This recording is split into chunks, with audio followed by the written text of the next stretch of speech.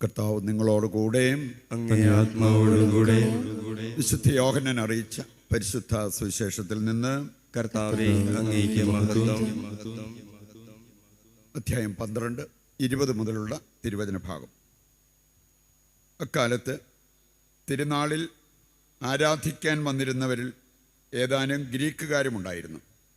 ഇവർ ഗലീലയിലെ ബെത്സയിദായിൽ നിന്നുള്ള പീലിപ്പോസിൻ്റെ അടുക്കൽ ചെന്ന് പറഞ്ഞു, പ്രഭോ, ഞങ്ങൾക്ക് യേശുവിനെ കാണാൻ ആഗ്രഹമുണ്ട്. പീലിപ്പോസ് പോയി അന്ത്രയോസിനോട് പറഞ്ഞു. അന്ത്രയോസും പീലിപ്പോസും കൂടി യേശുവിനെ വിവരമറിയിച്ചു.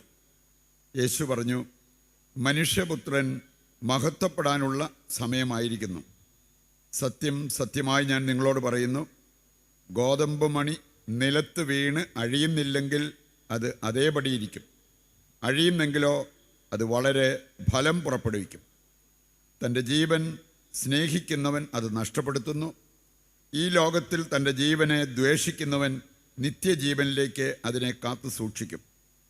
എന്നെ ശുശ്രൂഷിക്കാൻ ആഗ്രഹിക്കുന്നവൻ എന്നെ അനുഗമിക്കട്ടെ.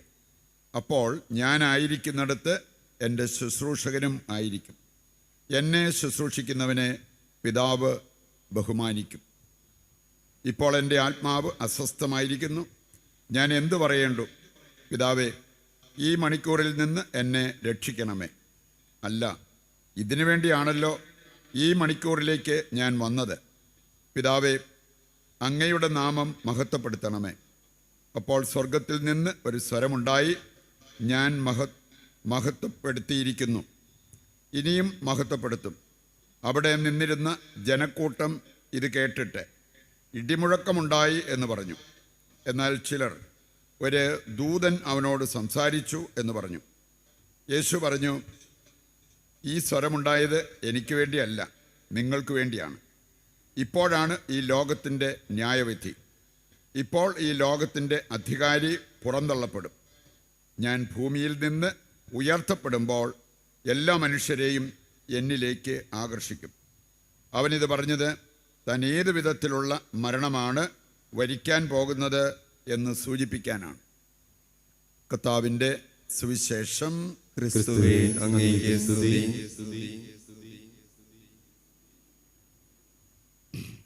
ഈശോയിൽ പ്രിയപ്പെട്ടവരെ, ഈസ്റ്റർ തിരുനാളിനോട് അടുക്കും തോറും നമ്മുടെ ജീവിതത്തിൽ നാം ശ്രദ്ധിക്കേണ്ടതായിട്ടുള്ള കാര്യങ്ങൾ, നമ്മുടെ കുടുംബത്തിൽ സ്ഥാനം പിടിക്കേണ്ടതായിട്ടുള്ള കാര്യങ്ങൾ കർത്താവ് നമ്മെ ഓർമ്മിപ്പിക്കുക. പ്രത്യേകിച്ച് ഇന്നത്തെ വായനകളിലൂടെ. ഇന്നത്തെ ആദ്യ വായനയിൽ നമ്മൾ മനസ്സിലാക്കുന്നൊരു കാര്യം, നമ്മൾ ഉടമ്പടിയുടെ ജനമാണ്. നമുക്ക് പാരമ്പര്യം പറയാൻ പലതും ഉണ്ടാകാം. വേണമെങ്കിൽ നമ്മളുണ്ടാക്കിയ സമ്പത്തിൻ്റെ കൊഴുപ്പ് എടുത്തു കാണിക്കാൻ നമുക്ക് സാധിച്ചേക്കാം. അതിനേക്കാളൊക്കെ നമ്മുടെ ശ്രദ്ധയിൽപ്പെടേണ്ട ഒരു കാര്യം, ഞാനൊരു ഉടമ്പടിയുടെ ജനമാണ്.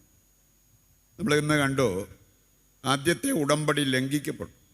അപ്പോൾ കർത്താവ് പറഞ്ഞൊരു കാര്യം, ഞാൻ പുതിയൊരു ഉടമ്പടി എൻ്റെ ജനവുമായി ഉണ്ടാക്കും. ഞാൻ എൻ്റെ നിയമം അവരുടെ ഹൃദയത്തിൽ എഴുതും. അപ്പോൾ പിന്നെ അവർക്ക് അത് പാലിക്കാതിരിക്കാൻ പറ്റില്ല. നമുക്കറിയാം ഉടമ്പടി എന്താണെന്ന്.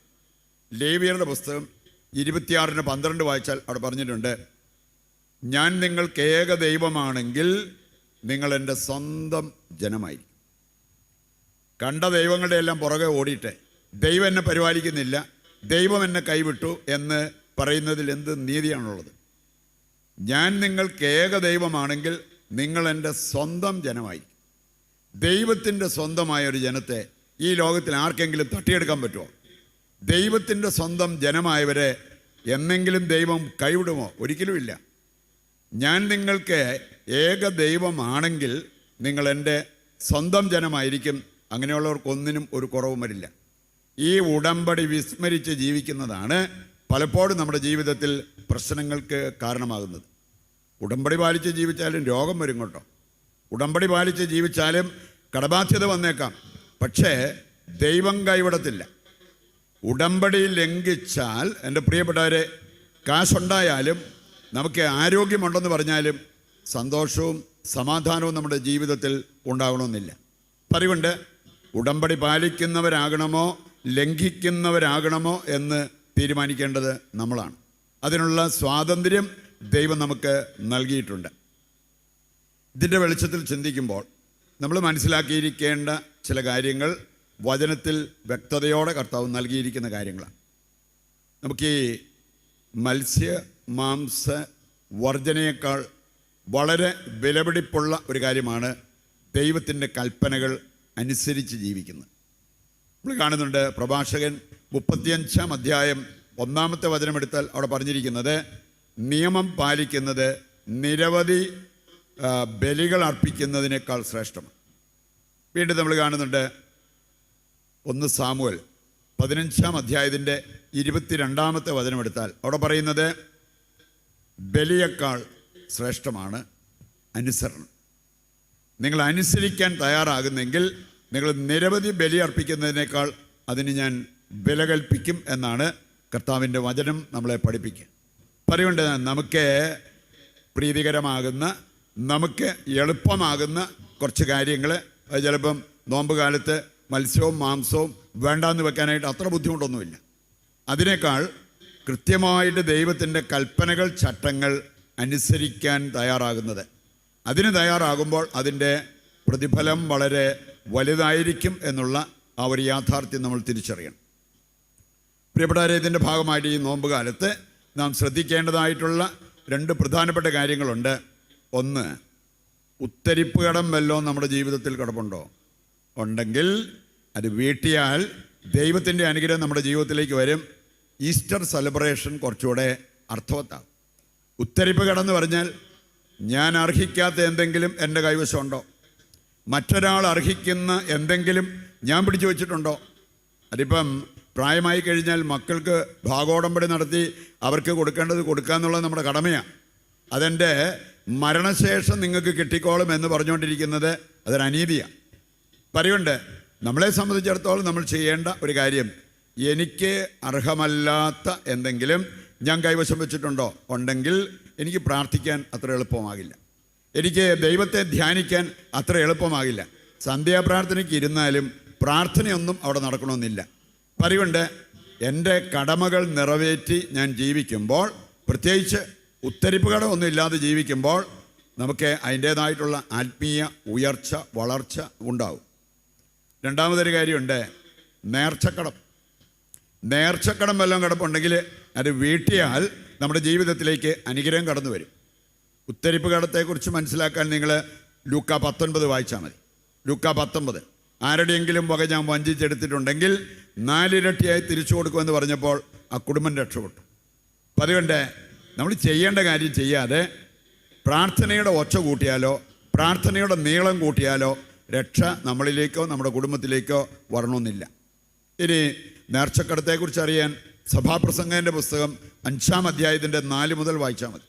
അവിടെ പറഞ്ഞിട്ടുണ്ട്, നേർച്ച നേരാൻ ആരോടും ദൈവം കൽപ്പിച്ചിട്ടില്ല. നേർച്ച നേരണമെന്ന് നിർബന്ധമൊന്നുമില്ല. നമ്മൾ കർത്താവിൻ്റെ കൽപ്പനകൾ അനുസരിച്ച് ജീവിക്കുകയാണെങ്കിൽ നമ്മുടെ ജീവിതത്തിൽ വരുന്ന നേട്ടങ്ങളിലും കോട്ടങ്ങളിലുമെല്ലാം ദൈവത്തോട് ഒട്ടി നിൽക്കാൻ നമുക്ക് സാധിക്കും. ഈ പലരും നേർച്ച നേരാറുള്ളത് ഒരു എളുപ്പവഴിയായിട്ട് കണ്ടോണ്ടാണ്.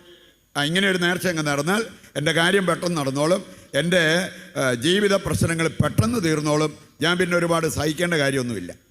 എൻ്റെ പ്രിയപ്പെട്ടവരെ, നേർച്ച നേരുന്നതിൽ തെറ്റൊന്നുമില്ല. പക്ഷേ കർത്താവ് പറഞ്ഞിട്ടുണ്ട്, നേർന്നാൽ അത് നിറവേറ്റിയിരിക്കണം. നേർന്നിട്ട് നിറവേറ്റാതിരിക്കുന്നതിനേക്കാൾ ഭേദം നിങ്ങൾ നേരാതിരിക്കുന്നതായിരുന്നു. അതാണ് വചനം പറയുക. സഭാപ്രസംഗൻ 5-ാം അധ്യായം 4 മുതലുള്ള വചനങ്ങളൊന്ന് വായിച്ചാൽ ഇതെല്ലാം അവിടെ പറയപ്പെട്ടിരിക്കുന്ന കാര്യങ്ങളാണ്. പറയുന്നുണ്ട്, ഈ നോമ്പുകാലം കുറച്ചുകൂടി അർത്ഥവത്തായിട്ട് നമ്മൾ ഈസ്റ്ററിനുള്ള ഒരുക്കമാക്കി മാറ്റണമെങ്കിൽ ഈ 2 കാര്യങ്ങളും നമ്മുടെ ജീവിതത്തിൽ പ്രാധാന്യം കൽപ്പിച്ച് നമ്മൾ തിരുത്താൻ തയ്യാറാകണം. എടുക്കാൻ നമ്മൾ തയ്യാറാകണം. പ്രിയപ്പെട്ടവരെ, ഇന്നത്തെ 2-ാം വായന ഹെബ്രായ ലേഖനത്തിൽ നിന്നും നമ്മൾ കേട്ട സന്ദേശം വളരെ വലുതാണ്. യേശു ദൈവമായിരുന്നിട്ടും അനുസരണമുള്ളവനായി മാറി. ഫിലിപ്പിയർക്ക് എഴുതിയ ലേഖനം 2:8 വായിച്ചാൽ എവിടം വരെയായിരുന്നു അനുസരണം? കുരിശുമരണത്തോളം അനുസരണമുള്ളവനായി. ചിലപ്പോൾ നമുക്ക് പറ്റുന്നത്, നമുക്ക് ഇച്ചിരി അധികാരവും അതല്ലെങ്കിൽ നമുക്ക് ഇച്ചിരി ലോകത്തിൻ്റേതായിട്ടുള്ള നേട്ടങ്ങളൊക്കെ വന്നു കഴിയുമ്പോൾ അനുസരിക്കാൻ വലിയ ബുദ്ധിമുട്ടാണ്. അനുസരണം ഇവിടെ നമ്മൾ കാണുകയാണ്, ദൈവപുത്രനാകുന്നതിനേക്കാൾ വലിയൊരു പദവി എവിടെയുള്ളത്? അങ്ങനെ ദൈവപുത്രനായിരുന്നിട്ടും അവൻ അനുസരണമുള്ളവനായി. അതുകൊണ്ട് എന്താണ് സംഭവിച്ചത്? അവനെ അനുസരിക്കുന്നവർക്കെല്ലാം രക്ഷയുടെ അച്ചാരമായിട്ട് അവൻ മാറി. നമുക്കറിയാമല്ലോ, നിങ്ങൾ ദമ്പതിമാരൊന്ന് ചിന്തിച്ചു കഴിഞ്ഞാൽ നിങ്ങൾക്ക് മനസ്സിലാകും. ദമ്പതിമാരുടെ കടമയെന്ന് പറഞ്ഞാൽ കൊടുക്കൽ എടുക്കൽ ഒരു ബന്ധം. ആ ബന്ധത്തിലേക്ക് നമ്മൾ ഉയർത്തപ്പെടണം. സ്നേഹമാണെങ്കിലും അതുപോലെ തന്നെ ബഹുമാനമാണെങ്കിലും കൊടുക്കാനും എടുക്കാനും, ഗിവ് ആൻഡ് ടേക്ക് റിലേഷൻഷിപ്പ്, അതിലേക്ക് വിളിക്കപ്പെട്ടവരാണ് ദമ്പതിമാർ. ഈ കരുണയുടെ കാരുണ്യവാനായ ദൈവത്തെക്കുറിച്ചുള്ള ധ്യാന ചിന്തകളിൽ ഇന്നത്തേത് 33-ാമത്തെ ദിവസമാണ്. ഇനി അതിൻ്റെ വിഷയമായിട്ട് കൊടുത്തിരിക്കുന്നത് കരുണ എടുക്കാനും കൊടുക്കാനുമുള്ളതാണ്. ഇനി കൊടുത്താൽ എടുക്കാൻ എളുപ്പമുള്ള കുറേ കാര്യങ്ങളെക്കുറിച്ച് വചനം പഠിപ്പിക്കുന്നുണ്ട്. അതുപോലെ തന്നെ എടുത്താൽ നമുക്ക് കൊടുക്കാൻ എളുപ്പമാകുന്ന കുറേ കാര്യങ്ങളെക്കുറിച്ച് വചനം നമ്മളെ പഠിപ്പിക്കുന്നുണ്ട്. അതൊക്കെയാണ് അതിനകത്ത് ധ്യാന വിഷയമാക്കിയിരിക്കുന്നത്. അപ്പോൾ പ്രിയപ്പെട്ടവരെ, യേശു അനുസരണമുള്ളവനായി, അതുകൊണ്ട് അനുസരിക്കുന്നവർക്ക് രക്ഷയുടെ അച്ചാരമായി മാറി എന്നാണ് ഹെബ്രായ ലേഖനത്തിൽ നമ്മൾ പഠിക്കുന്നത്. ഇന്നത്തെ സുവിശേഷ ഭാഗവും നമുക്ക് നൽകുന്നത് വലിയൊരു സന്ദേശമാണ്. ഇന്നെനിക്കറിയാം, പല ആൾക്കാർക്കും ആകർഷണീയമായിട്ടുള്ളത് രോഗസൗഖ്യം, കാര്യങ്ങൾ അറിയുക. വേണേ വിശുദ്ധ കുർബാന അർപ്പിച്ച് കുർബാനയിൽ കർത്താവിൻ്റെ ശരീരരക്തങ്ങൾ ഭക്ഷിച്ച് പാനം ചെയ്തിട്ട് കർത്താവ് എനിക്ക് കുരിശുമരണം വന്നാലും ഞാനത് സന്തോഷത്തോടെ എടുക്കും എന്ന് പറയാൻ എത്ര പേരുണ്ടാവും? എവിടെയെങ്കിലും പോയി കൗൺസിലിങ്ങോ അല്ലെങ്കിൽ ആരുടെയെങ്കിലും സിദ്ധിയുള്ളവരുടെ അടുത്ത് പോയി പെട്ടെന്ന് കാര്യങ്ങൾ അറിയാൻ സാധ്യതയുണ്ടെങ്കിൽ അവർക്ക് കാപ്പി കുടിക്കാൻ പോലും സമയം കിട്ടത്തില്ല.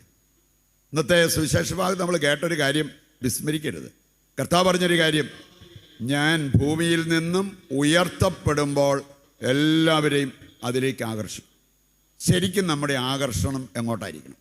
നമ്മുടെ ആകർഷണം നമുക്ക് വേണ്ടി ക്രൂശിതനായ കർത്താവിങ്കിലേക്കായിരിക്കണം. അവനോടൊപ്പം ക്രൂശിക്കപ്പെട്ട് അവനോടൊപ്പം ഉത്ഥാനം ചെയ്ത് സ്വർഗത്തിൽ വസിക്കാനായിരിക്കണം. അല്ലാതെ ഈ ഭൂമിയിലെ ജീവിതം എളുപ്പമാക്കുക, എളുപ്പ ജീവിതം നമുക്കുണ്ടാവുക, അതല്ല. ഇനി അതിന് ഒരു കാര്യം ഇന്നത്തെ സുവിശേഷ ഭാഗം നമ്മളെ ഓർമ്മിപ്പിക്കുകയാണ്. നമ്മൾ വിതയ്ക്കാൻ തയ്യാറാകണം. അതും കറക്റ്റായിട്ട് വിതയ്ക്കാൻ നമ്മൾ തയ്യാറാകണം. നിങ്ങൾ ഗലാത്യർ 6:7 മുതൽ വായിച്ചു കഴിഞ്ഞാൽ അവിടെ പറഞ്ഞിട്ടുണ്ട്, നിങ്ങൾക്ക് വ്യാമോഹം വേണ്ട. ദൈവത്തെ കബളിപ്പിക്കാൻ ആർക്കും പറ്റില്ല. ദൈവത്തെ കബളിപ്പിച്ച് ജീവിക്കാനുള്ള ബുദ്ധി സാമർഥ്യം ഒരു സൃഷ്ടിക്കുമില്ല. അപ്പം അതുകൊണ്ട് നമ്മളൊക്കെ സൃഷ്ടികളായതുകൊണ്ട് ദൈവത്തെ കബളിപ്പിച്ച് ജീവിക്കാൻ നമുക്ക് പറ്റില്ല. വേണേൽ നമുക്ക് ദൈവത്തെ പരിഹസിക്കാം, ദൈവം ഇല്ലെന്ന് പറയാം, ദൈവത്തെ കുറ്റപ്പെടുത്താം, ദൈവത്തെ ശപിക്കാം, ഇതെല്ലാം നമുക്ക് ചെയ്യാൻ പറ്റും. പക്ഷേ ദൈവത്തെ കബളിപ്പിക്കാനുള്ള സാമർഥ്യം നമുക്കാർക്കും ഇല്ല. എന്നിട്ട് അവിടെ പറഞ്ഞിരിക്കുകയാണ്, ജഡത്തിനായി വിതയ്ക്കുന്നവൻ ജഡത്തിൽ നിന്ന് നാശം കൊയ്യേണ്ടി വരും. ആത്മാവിനായി വിതയ്ക്കുന്നവന് ആത്മാവിൽ നിന്ന് നിത്യജീവൻ കൊയ്തെടുക്കാൻ പറ്റും. നമ്മുടെ മുമ്പിൽ ഇതിന് രണ്ടിനും സാധ്യതയുണ്ട്. റോമാലേഖനം 8:4 വായിച്ചാലും ജഡികരായി ജീവിക്കേണ്ടവർക്ക് ജഡികരായി ജീവിക്കാം. പക്ഷേ അതിൻ്റെ റിസൾട്ട് ഓർത്തോണം, നിങ്ങൾ തീർച്ചയായും മരിക്കും. എന്നാൽ ഈ ജഡിക പ്രവണതകളെ ആത്മാവിനാൽ നിഹനിക്കേണ്ടവർക്ക് നിഹനിക്കാൻ പറ്റും. മനസ്സ് വെച്ചാൽ കൽപ്പനകൾ പാലിക്കാൻ പറ്റുമെന്ന് വചനത്തിൽ പറഞ്ഞിരിക്കുന്ന കാര്യമാണ്. എൻ്റെ പ്രിയപ്പെട്ടവർ, ഇന്നത്തെ സുവിശേഷ ഭാഗത്തിൻ്റെ കാതലായ സന്ദേശം ഇതാണ്: നിൻ്റെ ജീവൻ കൊടുക്കാൻ നീ റെഡിയാണെങ്കിൽ നിനക്ക് നിത്യജീവൻ എടുക്കാൻ പറ്റും. ജീവൻ കൊടുക്കാൻ തയ്യാറാണെങ്കിൽ, കൊടുക്കുന്ന കാര്യം പറയുമ്പോഴേ ചിലരുടെ മനസ്സിൽ കൂടെ പോകുന്നത് ഇച്ചിരി പൈസ കൊടുക്കുന്ന കാര്യം, അല്പം പണം കൊടുക്കുന്ന കാര്യം, പാവപ്പെട്ടവർക്ക് എന്തെങ്കിലും കൊടുക്കുന്ന കാര്യം, അതിനേക്കാളൊക്കെ എത്രയോ വിലപ്പെട്ട കാര്യങ്ങളുണ്ട്. അതാണ് നിൻ്റെ ജീവൻ പോലും കൊടുക്കുക. മത്തായിയുടെ സുവിശേഷം 16:25 വായിച്ചാൽ അവിടെ പറഞ്ഞിരിക്കുന്നത്, ജീവൻ കൊടുത്താൽ നിത്യജീവൻ കിട്ടും. നിൻ്റെ ജീവൻ നീ നിനക്ക് വേണ്ടി കാത്തു സൂക്ഷിച്ചാൽ നിനക്കത് നഷ്ടപ്പെടത്തേ ഉള്ളൂ. നമുക്കറിയാമല്ലോ, നമ്മൾ അനുദിനം കാണാറുള്ളതാണ്. ഒരു തേങ്ങ അത് നമ്മൾ പാകിയാൽ കുറച്ച് കഴിയുമ്പം ഒരു മുള അതിൽ നിന്ന് വരും, വേര് താഴേക്ക് ഇറങ്ങും. ഇത് രണ്ടും സംഭവിക്കേണ്ട മറ്റൊരു കാര്യമുണ്ട്. ഈ തേങ്ങയുടെ പുറംമടൽ പൊട്ടണം. എന്നാലേ അതിൻ്റെ നാമ്പ് മുകളിലോട്ട് വരത്തുള്ളൂ, എങ്കിലേ അതിൻ്റെ വേര് താഴേക്ക് ഇറങ്ങത്തുള്ളൂ. എന്ന് പറഞ്ഞാൽ സ്വാർത്ഥത വെടിയാൻ തയ്യാറാകുന്നവർക്ക് ജീവൻ കൊടുക്കാൻ പറ്റും. ജീവൻ കൊടുക്കുക എന്ന് പറഞ്ഞാൽ അതാണ്. ഇനി ഞാൻ എൻ്റെ ജീവിതം, എൻ്റെ സുഖം, എൻ്റെ നേട്ടം എന്ന് പറഞ്ഞ് എൻ്റെ സ്വാർത്ഥതയിൽ ജീവിക്കുന്നിടത്തോളം കാലം ജീവൻ എടുക്കാനോ കൊടുക്കാനോ നമുക്ക് പറ്റുന്നു വരില്ല. മാത്രമല്ല, അങ്ങനെ ഒരു സ്വാർത്ഥമതികളായി നമ്മൾ ജീവിക്കുമ്പോൾ നമ്മുടെ കുടുംബത്തിൽ ഒരുപാട് ക്രമക്കേടുകൾ നമ്മളായിട്ടുണ്ടാക്കും എന്നുള്ളത് യാക്കോബ് 3-ാം അധ്യായത്തിൻ്റെ 16-ാമത്തെ വചനം പറയുന്നതാണ്. എവിടെ അസൂയയും സ്വാർത്ഥമോഹങ്ങളുമുണ്ടോ അവിടെ എല്ലാവിധ ദുഷ്കർമ്മങ്ങളും ക്രമക്കേടുകളും മുളയെടുക്കും. അതുകൊണ്ട് പ്രിയപ്പെട്ടവരെ, ഈ സന്ദേശം ഹൃദയത്തിലേക്ക് ഏറ്റെടുത്ത് ജീവിക്കാൻ സാധിക്കുന്ന ക്രിസ്ത്യാനികൾ വസിക്കുന്ന കുടുംബത്തിൽ ജീവിക്കാൻ എന്തെളുപ്പമാവും? ആ കുടുംബത്തിൻ്റെ അന്തരീക്ഷം എന്തായിരിക്കും? പകരം ഒരു സ്വാർത്ഥമതി, കടുത്ത സ്വാർത്ഥതയിലും അസൂയയിലും ജീവിക്കുന്ന ഒരു വ്യക്തി ഒരു കുടുംബത്തിലുണ്ടെങ്കിൽ ആ കുടുംബത്തിൻ്റെ അന്തരീക്ഷം കംപ്ലീറ്റ് മാറി. നമുക്കറിയാലോ, ഒരു വീപ്പ വെള്ളത്തിലേക്കാണേലും ഒരു തുള്ളി നല്ല ശക്തമായ വിഷം കലർത്തി കഴിഞ്ഞാൽ ആ വെള്ളം നമുക്ക് കുടിക്കാൻ പറ്റത്തില്ല. അത് മലിനമായി അപകടകാരിയായി മാറുന്നു. ഇതുപോലെ അപകടം സൃഷ്ടിക്കേണ്ടവരല്ല ദൈവമക്കൾ, മറിച്ച് സ്നേഹം കൊടുത്ത് സ്നേഹം എടുത്ത് ജീവിക്കേണ്ടവരാണ് എന്ന കാര്യം നമുക്ക് വിസ്മരിക്കാതിരിക്കാം. ഈ സന്ദേശം ഹൃദയത്തിലേക്ക് ഏറ്റെടുത്ത് അതനുസരിച്ച് ജീവിക്കുവാൻ വേണ്ട കൃപയ്ക്കും അനുഗ്രഹത്തിനുമായിട്ട് ഇന്നത്തെ ബലിയിൽ ദൈവത്തോട് നമുക്ക് പ്രത്യേകം പ്രാർത്ഥിക്കുകയും ചെയ്യാം.